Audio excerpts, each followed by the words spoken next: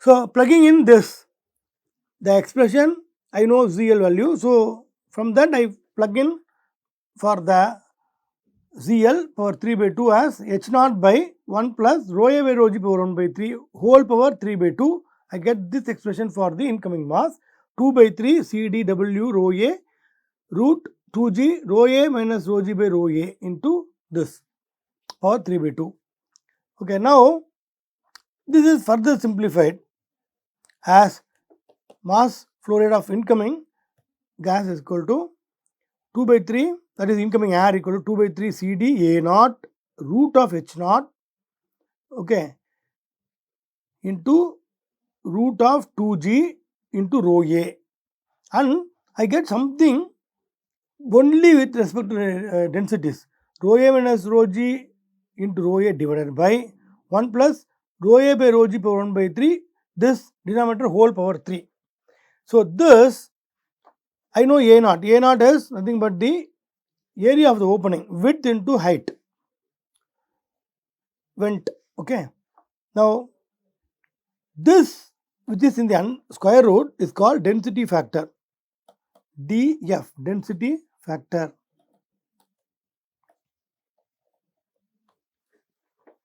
What is density factor? It depends on the density difference. It is like some normalized density difference, correct. So, rho A also bring it to the denominator. So, it is normalized density difference between rho A and rho G under fully developed condition of the fire. Now, under steady state, I know that m dot in, that is m dot air which is coming in, will be equal to m dot out, that is the mass rate of gases is going out. So, this is the expression which will give the steady state incoming and outgoing mass flow rates. Here, there are two things which is important. One is this A naught into under root H naught. Second one is the density factor. These are the two things. CD, as I told you, we can estimate from the experiments.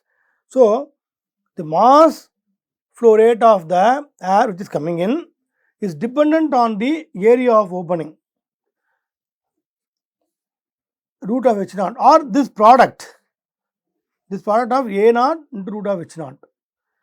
Okay, and because others are almost constant. Okay, so you can give some numbers and fix this as a constant. And also it depends upon the density ratio or density factor, correct. So, ventilation position, ventilation opening size, the area, the width, etc. are the factors which will affect this incoming mass flow rate under fully developed stage of steady fire. Now, let us see some features of density factor. The density factor, which is nothing but rho A minus rho G into rho A divided by 1 plus rho A by rho G power 1 by 3 whole power 3. That can be written in terms of temperature. The rho goes as 1 by T. Now, 353 by, so here when I say 353, how I get it, I will explain. Okay. So, I know that P equal to rho RT. Here, let us say when the fire burns, there is some pressure variation, but please see the atmospheric pressure is 101,325 Newton per meter square. Okay, there will be some pressure variation. It may go to say 105000, something like that, or it may decrease, but the average pressure will not be very different, or delta P, which is caused by P infinity, will not be very high, it will be very, very low. So, that means I can say that the pressure is constant. Pressure I can take as P, this is constant. Okay, what is R in this specific gas constant? So, for air, I can evaluate this as the universal gas constant divided by the molecular weight of the air. Universal gas constant is 8314 joule per kilomole Kelvin, and this is the molecular weight of the air, 28.9 kg per kilomole. this is molecular weight of the air. So Ru by m will give you the R, specific gas constant. Specific gas constant of the air is 287 joule per kg Kelvin. Now I can find rho as approximately 353 by T. That's what I am trying to substitute. 353 by TA into, I get this, because this rho I am taking out. So 353 by 3A TA, Tg minus TA divided by this value I get. So density factor in terms of temperature I have given. So now what I will do is, I plot a graph versus Tg by Ta, that where the density factor is in the y axis and the Tg by Ta value. So Tg by Ta equal to 1, nothing. There is no difference in density, correct? Then nothing, though no flow will be there. Now let us say when ambient temperature is 300 Kelvin, and if the temperature factor means what? This Tg by Ta, that increases, okay, say basically to 2, that is the hot gas is at 600 Kelvin and ambient temperature is at 300 Kelvin, so let us say 2, then I get this density factor approximately 0.25. So the density factor actually increases. Once it increases beyond say 5 and 600 degrees, there is no much variation in this, it remains almost constant. Okay. So people have actually told that if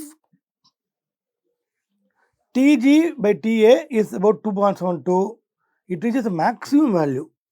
So not much difference, it's almost constant, but at 2.72 here you can see that is some maximum value is reached, and after that it remained almost constant. So but you can see that the variation when you say that the gas temperature within the compartment reaching 600 Kelvin, there is a steep increase, and then the increase has reduced significantly here. Then it reaches a maximum value and after that remains constant. So this is the variation of the density factor. Okay, so that means if a compartment has a temperature Tg which is equal to say 2.72 times Ta, Ta is say 300 Kelvin, then you can see that density factor can be taken as say 0.27, something like that. That I can substitute straight away. So maybe I have taken the value of 0.214. This is actually from literature, please understand. Taking into say several factors. CD, as I told you, I can vary it, but experiments have shown that for bigger and bigger vents, when you say the height of the ceiling is h, vent's height is h0, there is a difference in this, then there is a coefficient of discharge in both the sides. So approximate value of CD based upon experiments can be taken as 0.7. Similarly, rho A or rho infinity, that is the ambient density, can be taken as 1.2 kilogram per meter square. So once I do this, I get a very simplified expression for the air flow rate coming into the compartment, which is 0.5 times, as I told you, this product A0 into root of H0, vent opening height into opening area of the vent. This vent opening height power 0.5 into area of opening of the height, that into 0.5 will be this. So the equation shows that the mass flow rate of air into a compartment during the fully developed regime 1 fire is only a function of vent height and the vent area. That's what is given. So there are simplifications. Just know some magnitude. The accurate value is not that. Just do the magnitude of the air flow rates. So you can see that this expression is actually complex enough. This value, if you take asymptotic reaching to be a constant of say 0.214, whatever we have discussed, then you can see that based on several experiments. Okay, so this is one of the factors I am putting here. So it's about 0.25 something is coming, but people have told in literature that it is 0.214. Okay, that is fine. So what we are trying to say is, in this expression, this is going to be constant after the temperature has reached a value of more than 600 Kelvin. Now, all others we can put some values as I told you previously. Then we are seeing that the incoming mass flow rate is a function of only the area of the vent. A naught is what? A naught is W into H naught, and this H naught under root. So, as I told you, this is the equation which will give the estimate of the mass flow rate in fires when there is a given ventilation area and height. Here, as I told you, the gas temperature being at least 2 times the ambient temperature. So, if the ambient temperature is 300 Kelvin, gas temperature should be at least 600 Kelvin, then only this is applicable. Or else, no, the density factor shows a tremendous variation here when it is less than 2. At 2, you can see that the variation becomes very, very slow. Now, also it is assumed that the gases inside the enclosure are well mixed. This is possible. That is not a problem. This assumption is okay because when the smoke comes, there will be eddies which are there. It hits the ceiling jet comes down and goes out of the vent and so on. So, here you can see that there is a good chance of mixing. Okay, when you go very near to the wall, side walls, etc., there may be some temperature gradient, or in the ceiling itself, you go very near to the ceiling itself, then there will be, because of the heat transfers there. Otherwise, we can see that the air temperature outside which is constant. Similarly, you can take that gas temperatures inside the enclosure will also be uniform and constant. So, that is not a problem to assume. Okay, now as I told you, this is the condition for, please understand, steady, fully developed fire, which is the post flashover fire. Okay, that regime only we are talking about now. Now, let us go to some analysis for developing stage. Now, developing stage means the fire is growing, and it has now got to a situation where there is some vent. So, now you can see that this is the height of the this is floor and this is the ceiling. So, this height is H, ceiling height is H. Now, I have ventilation height, say H naught, and the fire is not yet grown fully developed. It has not become fully developed. Okay, so just to recapitulate, what is that? We will go and see this.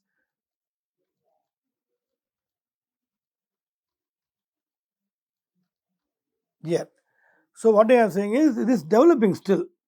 Maybe we are talking about some regime in this fully is not fully developed. We are in the regime where it is growing, still developing, and even the flash over is yet to fully occur. So, it is growing in this. In this stage, what happens? Okay, flash over is very sudden. As I told you, we are not, let us say, we will be in this regime. The flash over when it occurs is very, very sudden. Within a very, very small time instant, it goes to fully developed regime. Correct? So, the flash over has not occurred. The fire is growing. So, what happens in this stage? We will see. That is what we are trying to see in this particular analysis.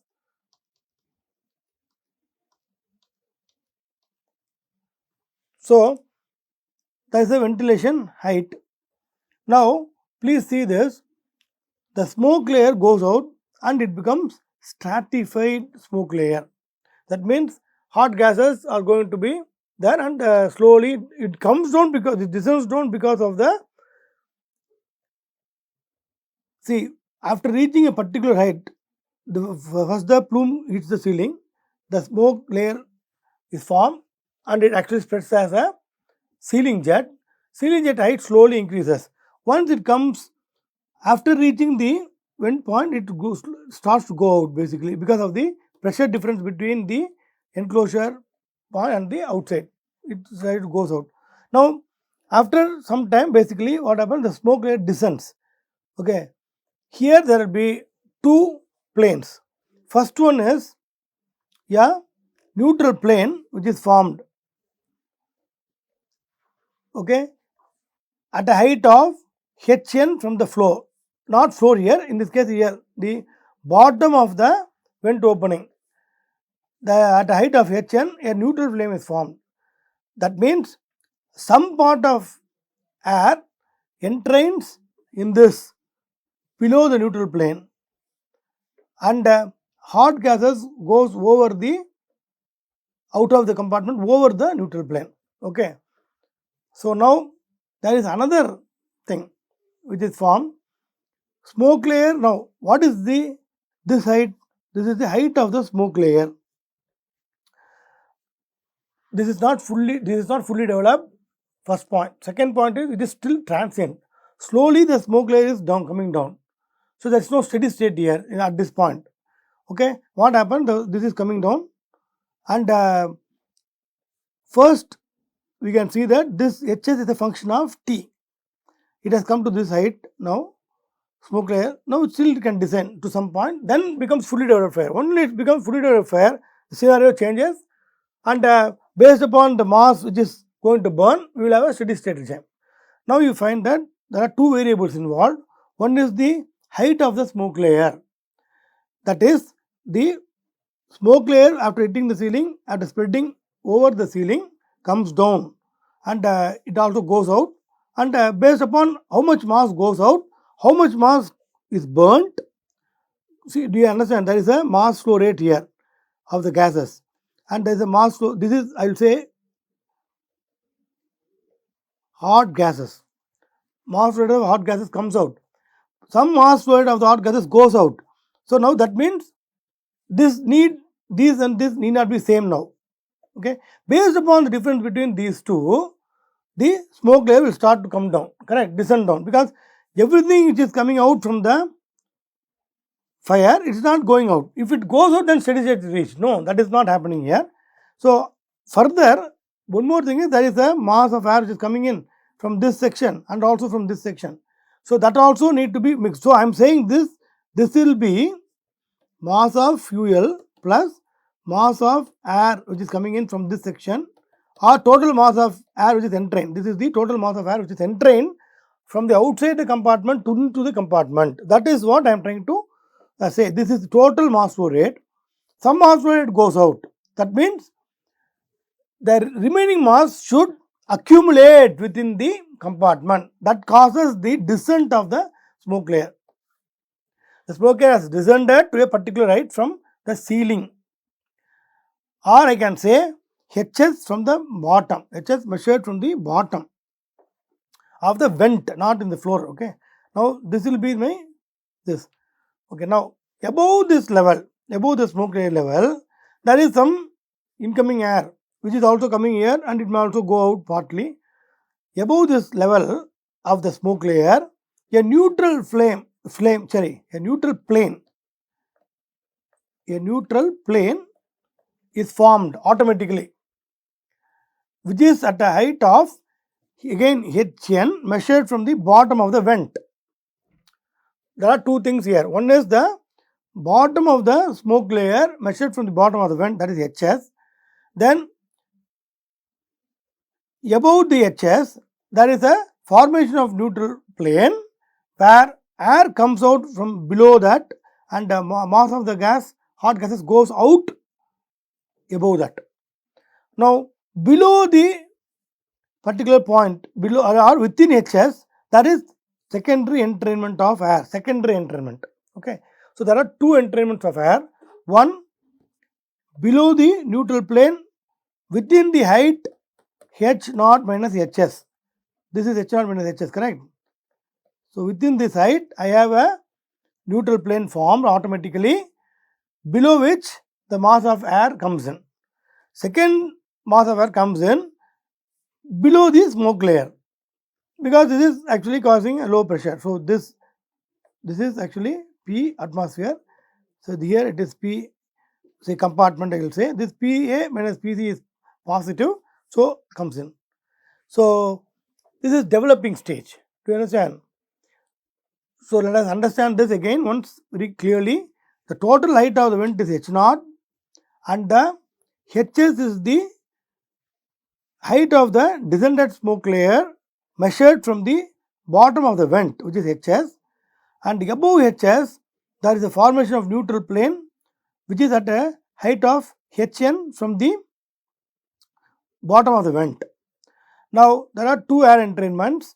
Air entrains below the neutral plane in the upper part or above the smoke layer or above the layer where the smoke has descended here, and in the smoke layer, below the smoke layer, this is below the smoke layer, also some air entrains.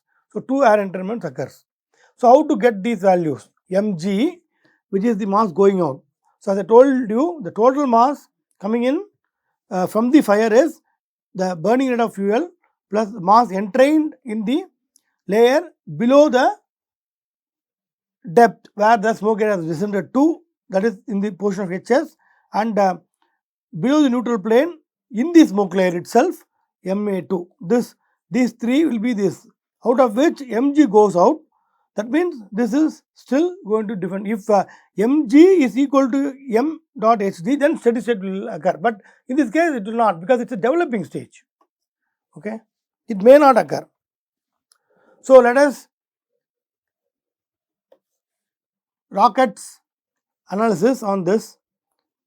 Here again we will proceed like the same, we will follow the same principles which we have applied for getting the outgoing flow, incoming flow based upon the pressure difference, etc. See, same procedure for the fully developed fire what we have used. We will use that, and we found the velocities. Then we found the mass flow rates, integrating that above and below the neutral plane, etc. Similar thing if you do, I get some correlations. Here also, I am not going to do the details of how the derivation is, because it is exactly same as what we have done here. See, for example, here what we have done is this, we found these two above the neutral plane, the average or variation of velocity below the neutral plane, and once I found the velocities, I found expression, I developed the expression for the mass flow rate out of this using the CD value and this integrating this, etc., and I got this. Now basically for incoming also I did the same. Then at the steady neutral planes height I determined using this expression. Again I got the flow rates. Now I correlated this with the density factor and so on. Okay, similar procedure I can adopt. Now considering this figure here, where I know there is a neutral plane and there is a mass flow, so I can determine based upon considering say 3 points here, inside here, outside here, and at the planes 3 points. Similarly here, so this is say 1, 2, 3. Similarly here for incoming it will be 4, 5 and 6. Same thing, same procedure if you repeat, you will get some expressions. Similarly for here also you can consider 3 points, 1 here, 1 here and 1 here, and you can try to get the expressions. So first the expression for the mass flow rate of the gases which are going out, that is 2 by 3 CD A naught root of H naught. See the factor again appearing here, and root of 2G rho A into something like density factor, something like that, into, but if you see here I have an expression 1 minus Hn by H naught whole power 3 by 2. So this is the thing we will get. Now please see that why I get the values of Hn, H naught, etc. here. Go back, you will see that neutral plane is this, total is this. So this is the height, which is nothing but H naught minus Hn. This is the height. So these factors appear because of the integration in this layer is performed from z equal to 0, where it is in the neutral plane, and upwards from z equal to 0 to z equal to H naught minus Hn. So that is what I am saying here. Integration is performed from z equal to 0 to Hn or Hn minus to H naught. Okay. So now this is the mass flow which is going out. Now mass flow which is coming in will be equal to the mass flow which is coming in primarily below the neutral plane in this Ma1 dot plus in the region of Hs. Okay, until which the smoke layer has descended, that is Ma2 dot. Now, this is the expression which I got. Again, you can see that the same procedure, integration should be done considering proper heights. For example, for this, it is from z equal to 0 to z equal to hs. For this, you will see that it will be z equal to, say, z equal to 0 will be here. So, basically we can say that this height is what? Hn minus hs. Okay. So, that also, so we can write in terms of these heights. The integration when you perform for various regimes to evaluate m dot a1 and m dot a2, I will involve all the heights here. So, everything is appearing here and I get this expression for the mass flow rate. Do you understand? So, now here as before, how to get the value of Hn first, Hs next. H0 is known, but Hn and Hs are variables. So, this is not easy. This is a two-zone model. Basically, there are two zones, correct? Two entrainments. So, a numerical approach is used for this to evaluate this. Again, we can also use correlations. So, McCaffrey, Quintre, etc., they have done some correlation. It is called actually MQH correlation. Do you understand? So, here the convective heat release rate, see here please understand that this is not complete here, because as I told you, this is first of all transient because the developing stage, and these have to be correlated found using numerical approach, or we can also do something like empirical fits for this. But anyway, it will be varying with time. Now, let us go to some famous correlations by MQH, called MQH correlation by McCaffrey, Quinte and Haeckel wrote, where the convective heat release rate is written as Q dot C, is nothing but the total mass flow rate of air which is entrained into mass burning rate of the fuel into Cp, some average Cp into Tg minus Ta. Now, plus Hk, which is called global heat transfer coefficient, into At, that is total internal surface area. At is the total internal surface area of the enclosure, walls, ceiling and floor, into Tg minus Ta. So, that is the convective heat this. So, please understand that this is the expression they have started using here. At is the total internal surface area of the enclosure, walls, ceiling and floors are considered, but the opening areas are neglected. Then Hk is the global heat transfer coefficient. Again, please understand, several experimental studies have tried to evaluate Hk, but it is going to give some variation. But to simplify this, we can assume Hk as a constant, unknown to us. Okay. Now, as I told you, M of products will be equal to m dot fuel plus m dot air, but this m dot fuel is very small when compared to m dot. So, see, even if you take stoichiometric combustion, what happens is, for 1 kg of fuel, about 15 kgs of air is there, but in this case, lot of air will entrain, more air will entrain. So, I can neglect the mass flow rate of the fuel itself, considering m dot A is much greater than m dot F. Now, I am putting Tg minus Ta as delta T. So, delta T by Ta equal to Q dot divided by m dot A Cp. Cp is the average Cp value, HkAt into Ta. So, now I can write this as Q dot C by m dot A Cp Ta, grouping this terms, then divided by 1 plus HkAt by m dot A Cp. So, dividing this bottom by this and get. So, this is the expression you can get. Okay. So, if I know the values of, see, mass flow rate I can determine, but anyway to determine this I need some. So, this can be applied for any stage, developing stage or fully developed fire. So, mass flow rate of the air, that can be evaluated. Q dot C also can be evaluated, or it can be taken as some percentage of the total heat release rate. Then here in the bottom I need HK value. As I told you, it is very complex, and it is the subject of several experimental studies in the compartment fire literature. So, somehow you have to determine this. Once I know this, then I can find this ratio. So, that is what the correlation is about. Okay. So, I will stop here and continue in the next class.